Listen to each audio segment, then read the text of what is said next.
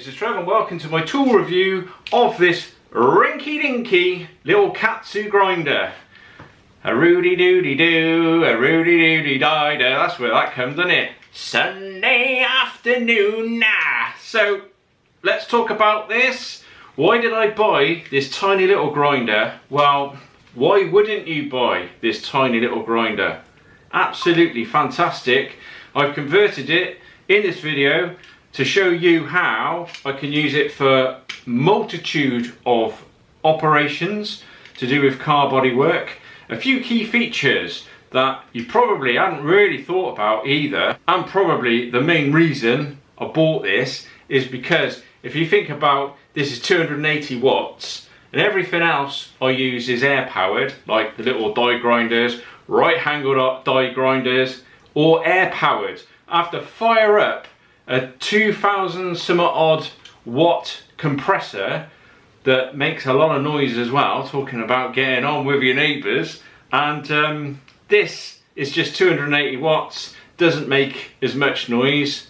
Well, it makes a bit of noise when you're using it against a car panel, but I think you know what I'm saying. You ain't got a great big compressor pounding away, burning up all that electricity just to power a tiny little die grinder, which also makes that awful screaming noise. So anyway, let's cut to the chase. Let's get on. I'll give you a good view of this grinder and what I've done to modify it. Hope you enjoyed the video. This is the simple no frills box that the grinder came in, and it comes with an instruction booklet. It's all pretty much health and safety, nothing of too much use in that booklet. And it comes with this accessory pack. So start with this end, we got a 3mm collet to accept those little Dremel tools. I'm assuming they're around 3mm, never having actually used one, but I'm sure that that's what those would fit. A spare set of brushes, a pair of spanners so that you can fit and remove the discs. You also get some grinding discs, so these are just 3-inch grinding discs. The machine will also accept 3-inch cutting discs.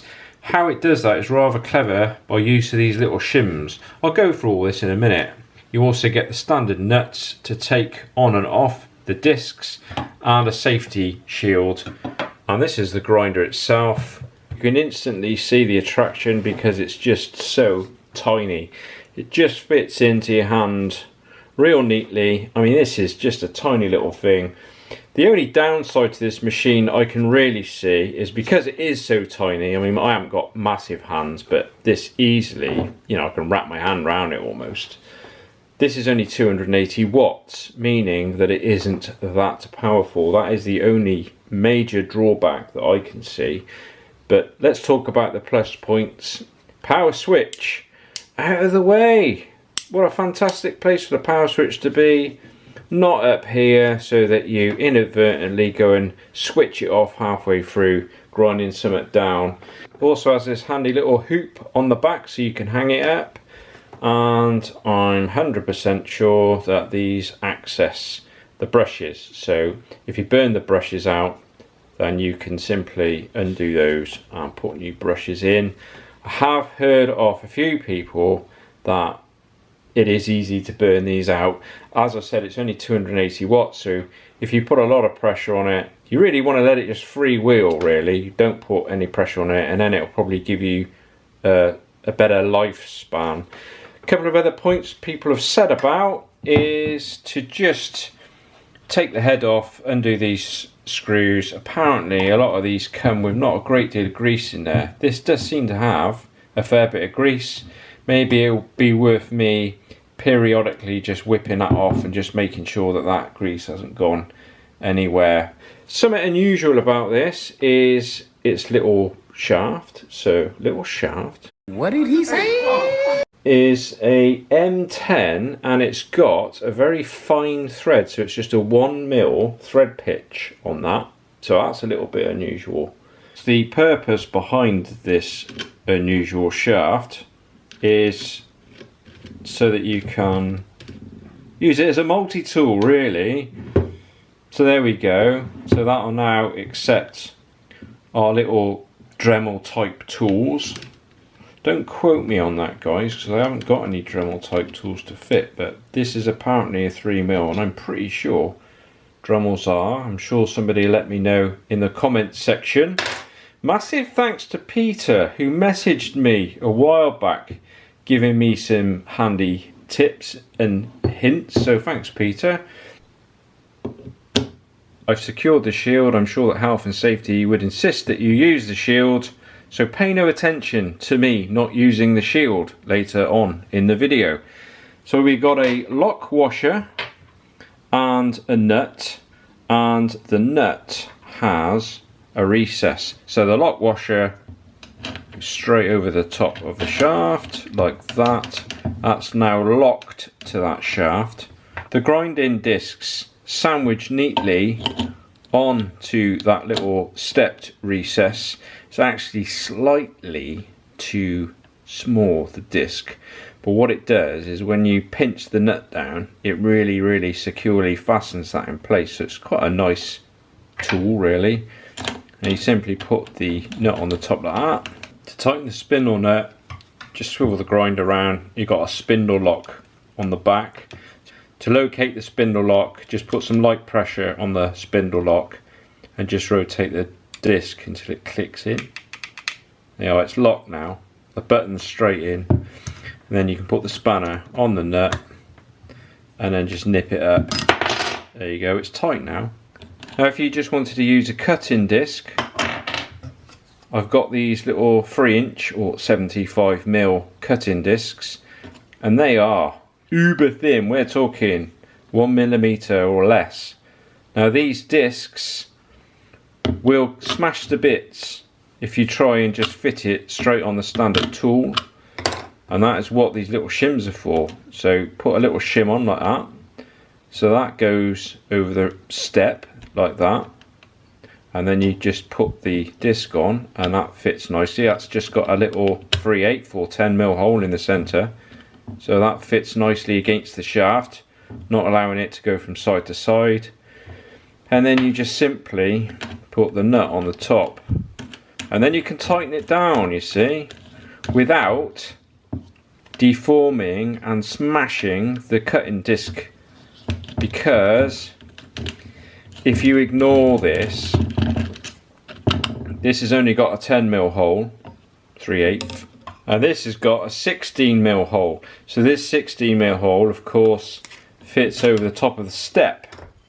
So that's got the step, and that has got a 10mm hole.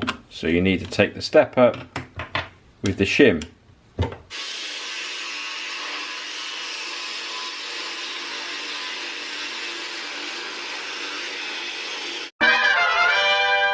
I'll talk a little bit about the modifications I've made to the machine, which I'm sure that most people will be more interested in this than anything else. And this is the modifications I've made to the machine so it's good for use in bodywork. So this is the first thing I purchased from eBay. Don't know who these people are, but they make these clever 3D printed little adapters to take the roll-up discs. So roll-up discs just go straight in there, little grinding wheels, surface conditioning discs. Really well, probably better for the surface conditioning discs than the grinding discs, because I don't feel that it offers enough support for the little grinding discs, because the edge of the disc just sort of gets a little bit frazzled quite quickly because there's not a great deal of support in that area.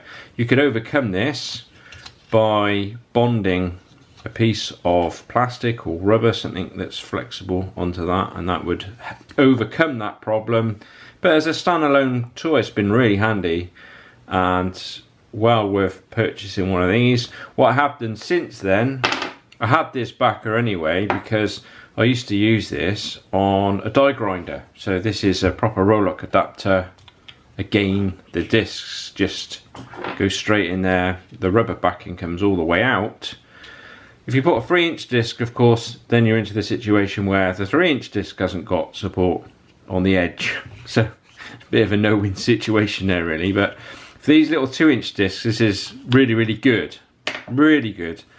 And of course the surface conditioning one goes on there as well. And what I've done is adapted this to go on the grinder. I'll show you how I've done that. I'll bring the grinder in and look at the collet again. So go back to the collet. So there's the collet. That's how it's designed to be used, like that. Collet nut, the hole isn't big enough, so what I've done is I've drilled it out with a 6mm drill bit. So now that's got a 6mm hole in it. The 6mm hole allows me to now fit a 1/4 inch UNC threaded screw, so bolt I should say, that goes in there. You could buy a little cap bolt, it'd be really handy for this, and then you could tighten it up with a Allen key, of course. Good grief, trying to search for words making these videos. And then that then screws straight into the Rolock backer like that, and you just nip it up. I've found that this doesn't need to be overly tight, to be quite honest with you. I don't think there's that much chance of that coming undone, because I think in use it's trying to tighten it up, isn't it? And then that just then screws straight on to the shaft. Happy days. And then you can just put your Rolock discs straight on there like that. The Rolock range, of course, comes in various grades, so you've got fine and coarse and extra fine and lots of different abrasives as well. And of course you can buy it so it's not actually branded 3M, because of course Rolock is a 3M brand and this is just Chinese reproduction stuff. Next, I converted the sander to take these foamed back Velcro backing pads that accept sanding discs, just 3-inch discs. I think you can get these in 3-inch, and I think you can get them in 2-inch. Obviously you can get them in 5 and 6-inch, but that's going to be way too big for this grinder. You'll just grind the whole thing to a halt if you try that. But they seem to work quite well for these 3-inch ones. I always buy Merca Gold, absolutely love Merca stuff. Been buying these Merca Gold DA discs, etc. since the 90s easily, and I think they offer really good value for money, exceptionally good quality without massive price tag. So anyway, that just Velcros straight on there. And what I've done to adapt this to fit the grinder is I've bought some M10 by 1mm fine thread pitch nuts, and then I've just got a standard bolt. I think these are 1.5s. Correct me if I'm wrong, somebody. So I've bought a few of these fine threaded nuts, and then I've welded it on to the back of that bolt head. I've ended up with something that looks like this. So this is what I finished up with, and this of course then screws straight into the backing like that. And because it's got the fine pitched threaded hole now in there, that then of course screws straight onto the grinder, and now that's ready for use. Nice. Well, thanks very much for watching. Hope you enjoyed my tool review of this little Katsu grinder. Just an example of my two grinders put together. You see, this is my standard 4.5-inch grinder, and you can see the size difference, and this is just so handy for all those little bodywork operations that you normally do with an air-powered tool. So I'm going to wrap this up here. I'll catch you on the next video. So until next time, I shall say bye for now.